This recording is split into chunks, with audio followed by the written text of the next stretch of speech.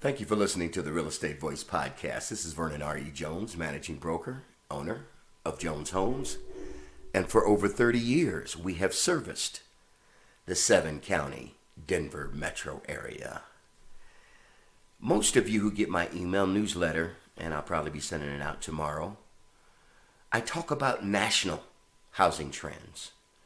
In this podcast, I'm going to focus on Colorado housing trends, statewide.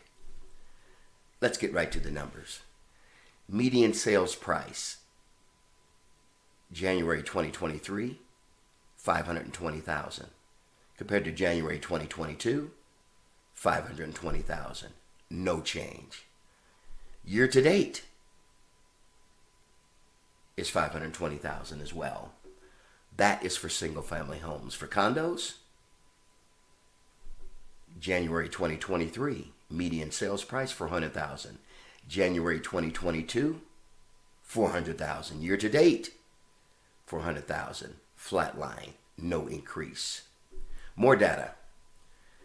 Homes are getting 98% of what they're listed for. That's down 3.2% from the same time last year. Homes were getting 101.2% of what they were listed for last year around the same time. Average days on the market, 60 days on the market. That's up 71.4% compared to this time last year. Yeah, last year was 35 days in the market. Now the average days in the market in the state of Colorado is 60. Month supply of housing inventory up 114.3%. And you're like, what? 114.3%? You know what that gives us? Still only 1.5 months worth of inventory. Compared to last year, we had 0.7 months worth of inventory. And I tell people, and I've said it in multiple of my podcasts, a balanced market is when you probably have anywhere from 4 to 6 months worth of inventory. So we are still way behind in housing inventory. Inventory of active listings up 66.6%. That basically is about 12,856 houses. Compared to last year, we had 7,719 houses on the market.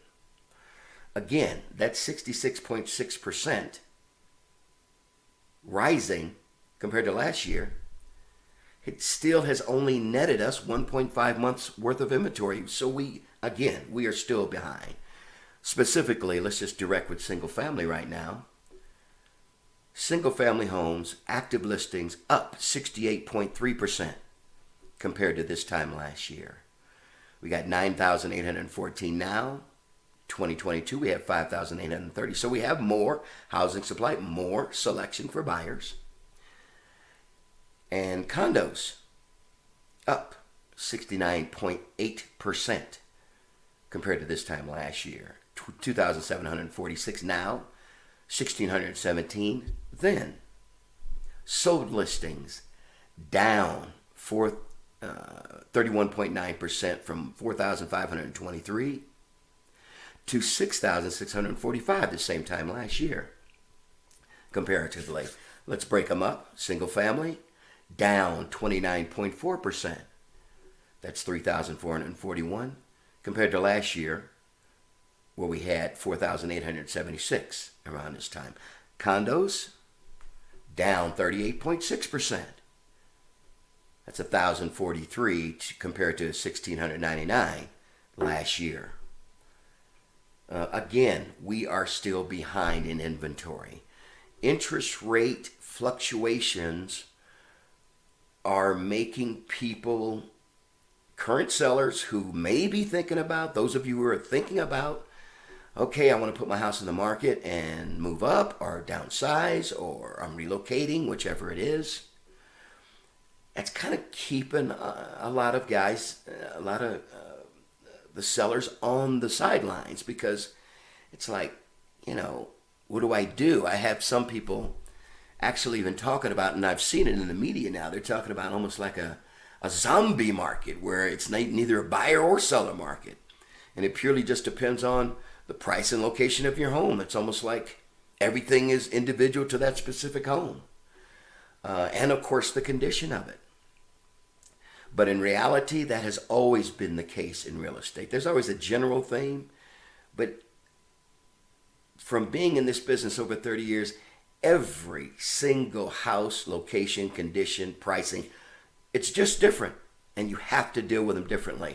There's not a blanket you can just put over the whole market. But these are good general informations to keep as you decide what direction you want to go. I've also noticed builders, and I've been dealing with a lot of builders lately. They have a lot more new construction inventory that is existing. That's like maybe 30 to 45 days from being completely done. Whereas most new constructions take anywhere from 7 to 9 months, depending on the builder. With interest rate fluctuations, it's a smart move to go the new construction route of properties that are already currently built, or at least can be done within 30 to 45 days. You don't have to wait and wonder 7 to 9 months down the road when this house is built, what is my interest rate going to be? Builders have lost a lot of buyers because of the fast increase of the rates from last year to now. It's starting to stabilize in the 6% range. But I would say with the Federal Reserve Board considering raising rates, obviously the Federal Reserve Board raised rates, it's talking about short-term rates. But let's get real. It extrapolates over into the long-term mortgage market. And it does affect those rates as they slightly tick higher when the Federal Reserve Board makes those moves.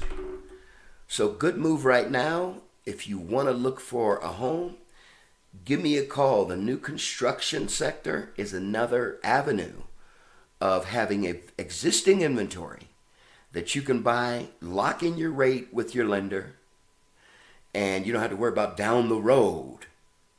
Is the interest rate going to be 7 or whatever it's going to be?